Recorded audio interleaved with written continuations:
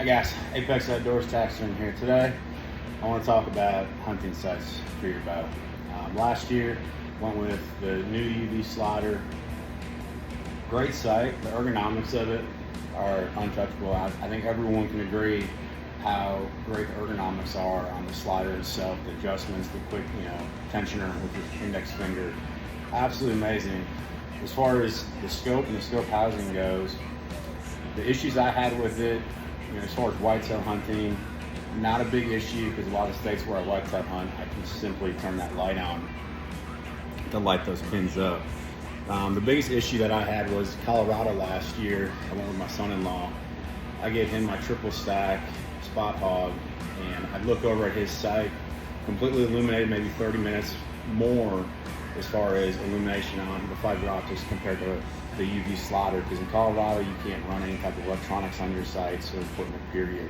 So I had to pop the light off, and just really disappointed with the way that the fiber optics performed. I took out the pre-existing fiber optics on the scope housing, put a larger, brighter diameter on there. I think this is a 20 thousandths or 19 thousandths, and even took the clear plastic, the smoke kind of plastic, took that off. Still wasn't performing the way I wanted it to. So what I did, went to a local buddy who has a machine shop, and the base of my UV slider, I have the scope housing for a 5-pin boonie. I took one of the pins out. I mirrored those pins to my sight tape, no different than sighting in your UV slider.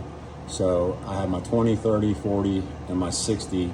With this particular setup, even if this scope housing is larger in diameter than the UV, which is not significantly larger, but it's a little larger, I can still get out to 115 yards with this setup. So still have the great ergonomics of the slider itself, which it's unparalleled. You can't match this with any other setup that I've shot, but have the brightness of fiber optics with the boonie. And then for hog hunting at night, I still have my light on here that I can turn on. So what I had my buddy do was machine this block. It basically goes in the mounting bracket. So I'll call it like a Picatinny rail style mount system. And then line up the holes to match the scope housing for the Spot-Hogg boonie. You still have your first, second, and third access. So I'm gonna call this the UV boonie.